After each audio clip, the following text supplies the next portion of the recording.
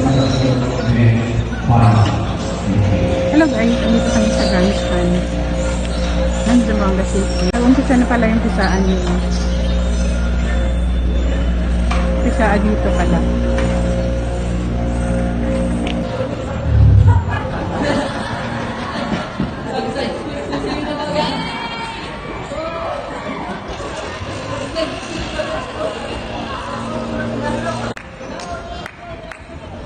May naglalaro dito ng soccer. Yan, ang laro niya si high school, elementary high school. Ako ang magaling sa Zamboanga noon. Narinig niyo po yung sabi niya. Ano yan dad, Paulet? Ako ang magaling sa Zamboanga. Yabang mo ah. Magaling daw siya. Ba't mo nasasabing magaling ka? Ano bang position mo dyan? Kami ang champion. Champion sa... Zamboanga City player ako. Opo, totoo naman yun sa mga players niya sa soccer. Matagal na niya itong hinihiling sa akin na pumunta dito ng grandstand. Ilang dekada na yata siya hindi nakapunta dito.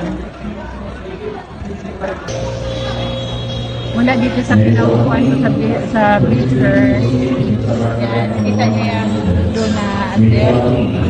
Sa next building yan, sa labas ng fence na yan, dyan ako nag-o-office.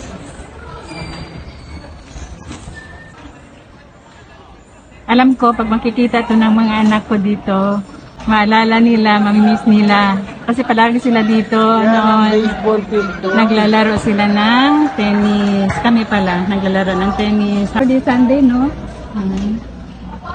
Dito kami. Yung basketball, nakalaro pa si Larry Mumar dito. Hello mga mahal, nandito kami sa may boulevard na. Yan, lumabas na kami ng grandstand.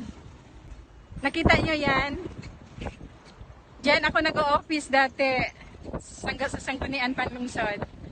Yung grandstand, yun ang grandstand. Ito yung office ko. So malapit lang. May kukwento ako. Nadala ko palagi dito ang baby ko. Dito ko na pinapaliguan para hindi ako malilate. May gripo dyan sa may likuran mismo ng kwarto ng office namin. So dyan ko pinapaliguan yung bata. Tapos minsan, nagkaligo ako sa eldest ko, nadaanan ako ng papa ko. Nakita ng papa ko, ang ginawa ng papa ko, tinawagan niya yung mama ko, pinasundo yung baby ko dito. Ay, ikaw dad, anong kwento mo dito dad? Noon, sinusundo pa niya ako. Yan.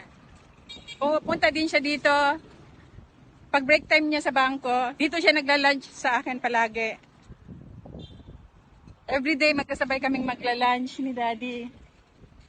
Siya ang pumupunta dito sa akin sa opisina.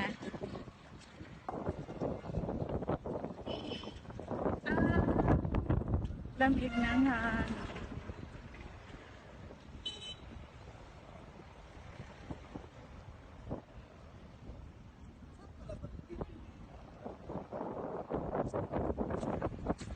Everyday nilalakad ko ito mula doon dyan sa office ko papuntang town. Hindi na ako sumasakay. Pag hindi ako nasusunod ni Daddy, kasi si Daddy, ang work niya sa bangko, minsan lumalabas siya 7 o'clock, 8 o'clock, kasi dati hindi pa masyadong sa computer. Parang hands-on kayo dati, no? Manual sila dati, kaya nagagabihan, minsan umuwi si Daddy mga 12 na, minsan 1 o'clock dad. Ganon, nag-overtime si Daddy. Nung time si Daddy, ano pa lang, bookkeeper ka pa naan? Bookkeeper pa siya dati noon. So, super busy siya. So, nilalakad ko papunta doon sa bangko niya.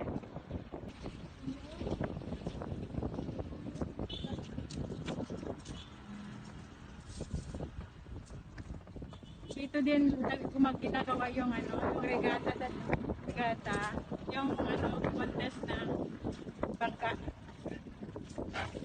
Dito na yun ginagawa. At mula din dito, mga mahal, mula doon sa grandstand, tapos doon sa office ko, madadaanan din natin dito. Malapit lang din kasi, madadaanan din dito, itong Pilar College. Bago kami nag-iwalay ni Daddy, dito nakapag-aral ang mga anak ko sa Pilar College. So, yan ang Pilar College.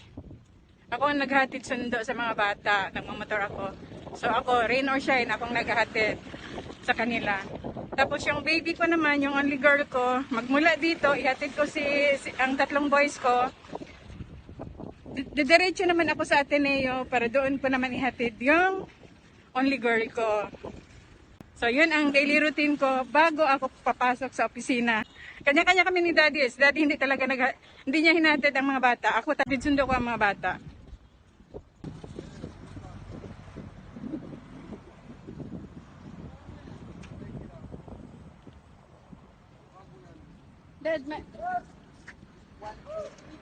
Dad, meron pa doon sa maglakad. Gusto niya na ano. Yan, ang ganda ng view at ang lamig ng panahon. Kaya masarap magkakad-lakad.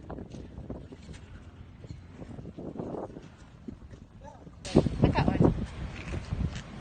Sige na. One eternity later. Dad, square na siya. Ang red square na.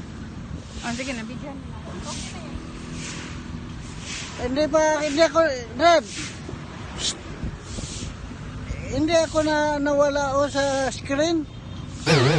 Dapat mawala ako sa screen, di ba? Ikaw pa lang. Sabi ko, Dad, videohan mo ako. Isinet ko na. Ngayon ang nangyari. Sabi niya, Dred, bakit mukha ko nakikita? Hindi na kasi marunong si Daddy humawak ng ng smartphone na na-delete sa kanya lahat regarding sa computer. Hindi na niya alam paano. Yun ang trabaho niya, nakaharap lang palagi sa computer. Pero na-delete lahat yun dahil sa aksidente. Saan kilo? Basta si Pescao. Siburon.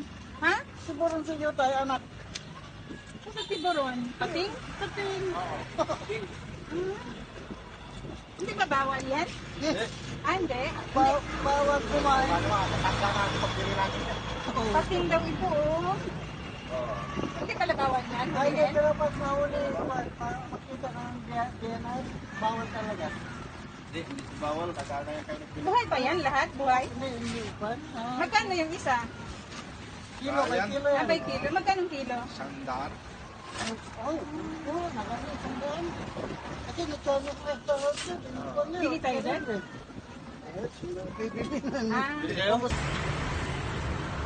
Papunta na kami sa town. Actually, nasa town naman kami. Pero nilalakad namin ngayon. Papunta sa makakainan kung meron open. Breakfast muna tayo, Dad. Nagutom na ako eh.